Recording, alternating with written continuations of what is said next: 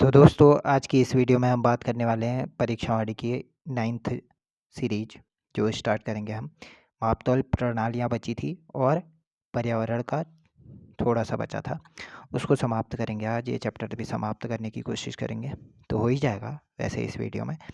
Video start करते हैं। मापतौल प्रणालियाँ। उत्तराखंड में कौन सी मापतौल प्रणालियाँ हैं?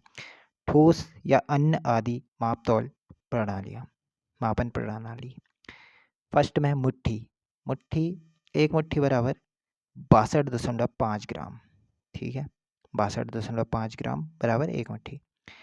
फिर आता है सैर, कुड़ी, पाथा, डाल, धूड़, विसत, मढ़, खार। अब ये परीक्षावाणी में एक वो दी गई है टेबल, उसके अनुसार मैंने लिखा है इसको आगे बढ़ते हुए क्रम में। तो आप एक काम करना, जो उसमें दिया गया है, एक सैर बराबर कितना, कुड़ी बराबर कितना, ये सब आप परीक्षावाणी से नोट कर लेंगे। वैसे आता नहीं है इतना डीप, पर ये क्वेश्चन पूछा जा चुका है। एक मुट्ठी बराबर 62.5 ग्राम, तो देख लेना उस परीक्षावाणी में, नहीं तो मैं सेंड कर दूंगा टेलीग्राम में। नेक्स्ट, ठोस, धातु आदि। ये अन्य आदि मापन के लिए थी, अब धातु आदि के लिए। रत्ती, माणा, मासा, तोला, पल, टका और सवासेर। फिर आती है द्रव मापन प्रणालियाँ। तामी, सेर, कुड़ी, ये सब द्रव मापन प्रणालियाँ हैं। नेक्स्ट, लंबाई, भूमि आदि के नाप में कौन सी इकाइयाँ यूज होती हैं? 16 मुट्ठी बराबर एक नाली। ये तो आयोग का फेवरेट क्वेश्चन है, पूछा ही पूछा जाता है। 16 मुट्ठी बराबर एक नाली। फिर 2.5 नाली बराबर 1 बीघा, ये भी क्वेश्चन पूछा जाता है। और 1 बीघा बराबर 40 मुट्ठी। इसके बाद एक नाली बराबर 200 वर्ग किलोमीटर, ये भी आता है। एक नाली बराबर कितने वर्ग किलोमीटर के बराबर होता है? 200 वर्ग किलोमीटर के बराबर होता है एक नाली। 16 मुट्ठी बराबर एक नाली बराबर 200 वर्ग मीटर। तो ये परसों ही वाले एग्जाम में पूछा गया है। जूला भूमि मापन प्रणाली है। जूला क्या है? इसमें से अलग अलग ऑप्शन दे दिए थे, तो जूला क्या है? भूमि मापन प्रणाली है। जूला पैमाइश, दो, वैसे जूला पैमाइश किसके द्वारा चालू की गई थी? जूला पैमाइश प्रताप शाह के द्वारा लाई गई थी। और डोरी पैमाइश पूछेगा तो डोरी पैमाइश लाई गई थी कीर्ति शाह द्वारा। जूला पैमाइश प्रताप शाह द्वारा, डोरी पैमाइश कीर्ति शाह द्वारा। नेक्स्ट, लास्ट, पर्यावरण के बारे में बात करेंगे।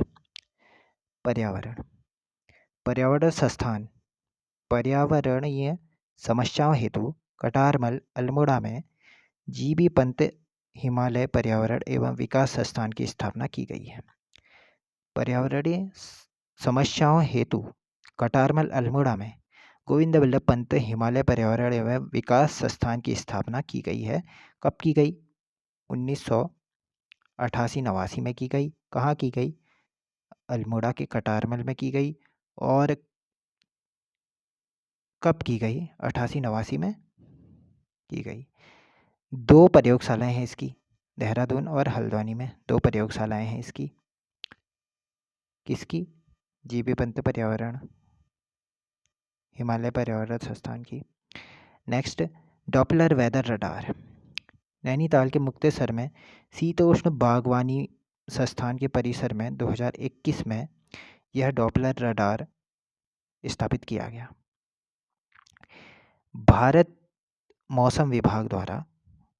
के मौसम विभाग द्वारा स्थापित किया गया। और किस परियोजना के तहत किया गया? ये क्वेश्चन पूछा जा सकता है किसी एग्ज़ाम में, कि डॉपलर वेदर रडार जो कि मुक्तेसर वाला है, उसमें किस परियोजना के तहत इसको स्थापित किया गया?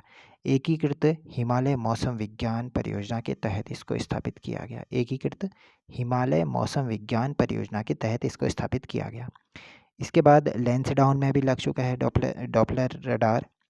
और एक तो मुक्तेसर हो गया, एक लैंसडाउन हो गया, एक शायद लैंसडाउन, मुक्तेसर, और एक और जगह है।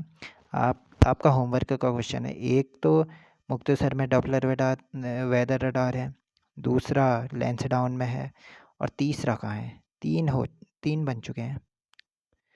नेक्स्ट, पर्यावरण सुरक्षा हेतु पीताम्बर पंत राष्ट्रीय पर्यावरण फेलोशिप दी जाती है। पर्यावरण सुरक्षा हेतु पीताम्बर पंत राष्ट्रीय पर्यावरण फेलोशिप दी जाती है। अब कुछ पर्यावरण पुरस्कार हैं। गणरत्न सम्मान, केदार सिंह रावत पर्यावरण संरक्षण पुरस्कार, गौरा देवी पर्यावरण सम्मान और हिमालयी प्रहरी सम्मान। यह क्या क्या है? पर्यावरण पुरस्कार से संबंधित हैं ये सब जो भी पुरस्कार हैं। राज्य के विद्यालयों में इको क्लबों का गठन कब हुआ? 1960 में इको क्लबों का गठन हुआ राज्य में विद्यालयों में। केंद्रीय वन एवं पर्यावरण मंत्रालय द्वारा हुआ। और किसके लिए हुआ था? क्षेत्रीय समस्याओं के प्रति जागरूकता बढ़ाने के लिए इको क्लबों का गठन हुआ था। इसके बाद राष्ट्रीय पर्यावरण जागरूकता अभियान किसके द्वारा चलाया गया है? राष्ट्रीय सेवा निधि द्वारा राष्ट्रीय पर्यावरण जागरूकता अभियान चलाया गया है। नेक्स्ट, पर्यावरण सुरक्षा हेतु प्रादेशिक सेना इको टास्क फोर्स का गठन किया गया है, जो फर्स्ट बार उत्तराखंड सरकार द्वारा किया गया है। स्थापना इसकी हुई थी इको टास्क फोर्स की 2008-9 में। किस अभियान के तहत हुई थी? हरित उत्तराखंड अभियान के तहत। ये क्वेश्चन पूछा जा सकता है कि इको टास्क फोर्स का गठन किस अभियान के तहत हुआ था उत्तराखंड में? हरित उत्तराखंड अभियान के तहत हुआ था इको टास्क फोर्स का गठन। Next, centre of excellence. यह शीतोष्ण फलों के उत्पादन को बढ़ावा देने के लिए सेंटर ऑफ एक्सीलेंस की स्थापना की गई है। कहाँ? वीर चंद्र सिंह गढ़वाली उत्तराखंड औद्यानिकी एवं वानिकी विश्वविद्यालय भरसार पौड़ी गढ़वाल के में की गई है इसकी स्थापना सेंटर ऑफ एक्सीलेंस की। Centre of excellence natural fibre कहाँ है? अल्मोड़ा में। ये पूछा जाता है। पर्यावरण मित्र योजना कहाँ से शुरू की गई? श्रीनगर पौड़ी गढ़वाल से शुरू की गई। किसके द्वारा शुरू की गई? हरक सिंह रावत के द्वारा शुरू की गई। और कब से शुरू की गई? 2006 से शुरू की गई। किस चीज़ से संबंधित है? कूड़े के निस्तारण संबंधी यह योजना है पर्यावरण मित्र योजना। पौड़ी से, श्रीनगर पौड़ी से हरक सिंह रावत द्वारा 2006 में कूड़े के निस्तारण से संबंधित यह योजना है पर्यावरण मित्र योजना। इको टैक्स वसूला जाता है वाहनों से। राज्य में इको टैक्स कब से वसूला गया था? 21 सितंबर 2009 से मसूरी में वसूला गया था इको टैक्स। ठीक है, 21 सितंबर 2009 से मसूरी में इको टैक्स वसूला गया। माइक्रो मीटीरियोलॉजिकल टावर कहाँ है? एफआरआई देहरादून में। फॉरेस्ट रिसर्च इंस्टीट्यूट वन अनुसंधान संस्थान, इसकी स्थापना हुई थी 1906 में। ये क्वेश्चन पूछा जा चुका है। और इसकी स्थापना को 100 वर्ष कब हुए? 2006 में। और इसके गेट का नाम क्या है? ब्रांडिस गेट। ये सारे क्वेश्चन पूछे जा चुके हैं। ब्रांडिस गेट, इसके महानिदेशक किसे नियुक्त किया गया था? ये भी क्वेश्चन पूछा जा चुका है। तो माइक्रो मीटीरियोलॉजिकल टावर एफआरआई देहरादून में है।